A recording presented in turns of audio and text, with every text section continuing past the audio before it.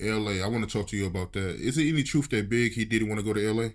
I mean, I wish people would stop misconstruing what was going on at the time. You know what I'm saying? Like,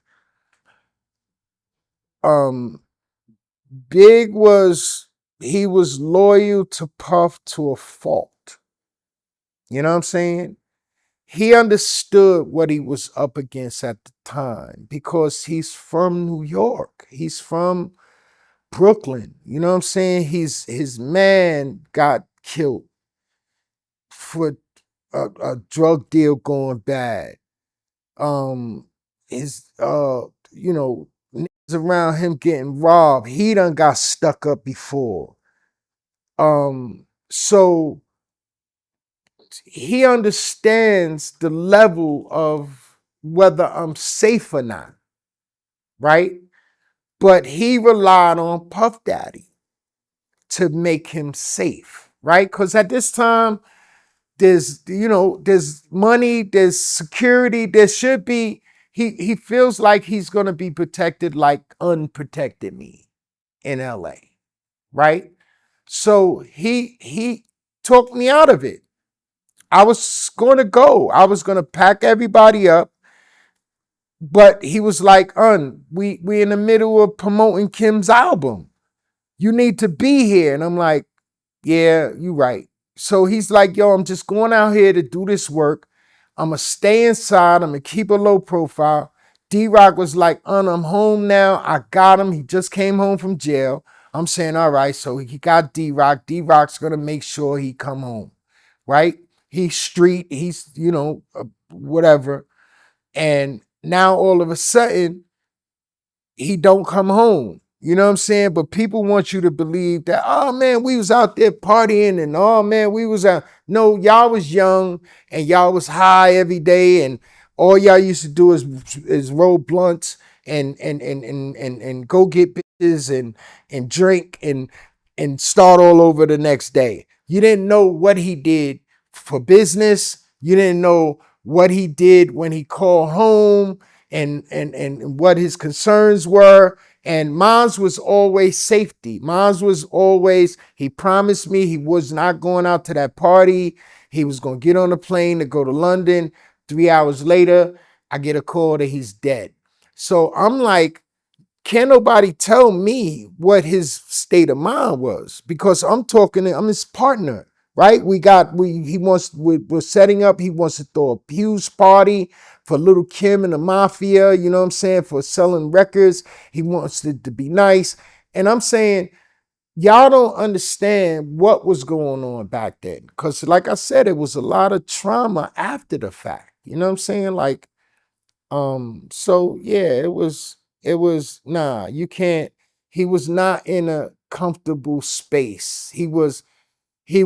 I'm not out in the streets. You see what I'm saying? I guarantee you if you ask anybody um about that trip, you say, well, how many parties did he go out to when he was there? And they'll probably say, just that one. You see what I'm saying? But apparently he was out there a month or whatever time he was out there. You know what I'm saying? So if you're telling me that was his mindset, why only one party in LA? Nah, he was moving around from hotel to hotel, importing people.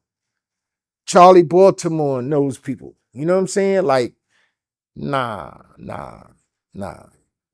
Like I said, people were young, people were confused. Yeah, a lot of people don't get why he would go to LA so soon after Tupac murder. I mean, we all felt that way. You ask Puff Daddy. You personally, who do you put the blame on when it comes to Big murder? Um, well, I would have to 100% put all of the, and I'm not gonna say that his death. I'm gonna put all of his safety concerns on Damien, D-Rock, and Puff Daddy. You know what I'm saying? Because Damien had the ability to tell him, no, we not moving like that. No, we not doing it like that because I don't feel safe. Now, if you telling me Damien says in the interview that, oh man, I felt safe and I felt, you know what I mean? Like, then okay, that's another story. But nah, Puff, there's no way. There's no way that all of the gunmen security should be surrounding you. There's no way. There's no way for you to justify that unless you understand that they want to kill you, right? Then it's justifiable. And you're like, okay, I don't think that they would do this to this guy, but you know, we can't get you, we get your man. That happens every day in real life. Unfortunate, man. Sad situation, man. I want to talk to you about the Horse and Carriage remix. How did that come about? You had a lot of rappers on there, like Big Pun, Silk the Shocker. A lot of people was on that, man. The only story behind that is that at the time Master P was on fucking fire. You know what I'm saying? Like he was on fire. And then Silk the Shocker was on fire. And what the only story that I could remember is that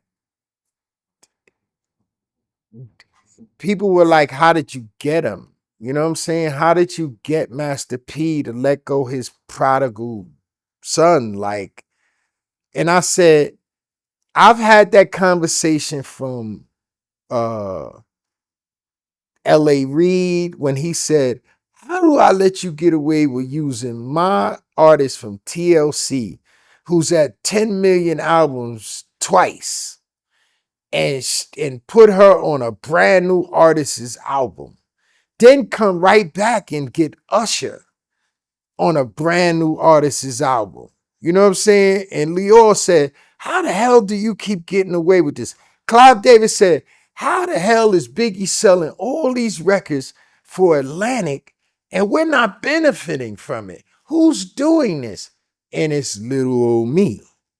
You know what I'm saying? It's me. I'm getting away with it. You know what I'm saying? So, yeah, that was one of my great and still is one of my greatest assets. You know what I'm saying? Is that I am talent friendly. You see what I'm saying? And that's what these people don't have. They don't have, they're not friendly. They're abusers of talent. You know what I'm saying? And then they come in and they say, Un's the bad guy. Don't trust Un. Un's stealing. Un's doing all this. Nah, when you see the whole entire story, you'll see Un only got one check here and Un only got one check there ever in the whole entire music business. You know what I'm saying? Like, so you tell me how the fuck is Un doing all of these up things against you? And I'm saying, don't do it. Don't go over there. Cam, you know, I want to be honest, okay? You're out of the entertainment deal, right? So now, guess what? You're now right? So now you're partners with a machine, which is Epic, right? So now you could get 50%, Epic could get 50%. Nah, but Dame convinces you that the best deal is to come to Def Jam, and Def Jam gives a percentage to their distributor. Rockefeller gives a percentage to Def Jam, and then now you're getting half of 25%. You have 50% of 12.5%. How is that a great deal in business and you learn so much business? It's a bad fucking deal. When you had a machine and, oh, they fucking my shit up. Why didn't you just go up to Epic and do what everybody else did? Sell records. Just use them to take all your marketing, just fund my shit and stay out of my business. You had the ability to do that, but you decided to give away Dipset, Oh Boy, and all of that shit for 50% of 12.5%. It's not a good deal. It wasn't a good deal. And stop saying Un gave you a bad deal. When you became you were bigger than Dame. You had a better deal than Jay. You had a better deal than all of them when you replaced me at Epic. But the thing is, you say what you want. I still own 50% of Confessions of Fire and SDE. Those are my masters.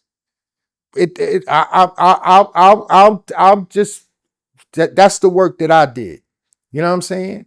And like I said, I'm coming back for all of the shit that I put in work for.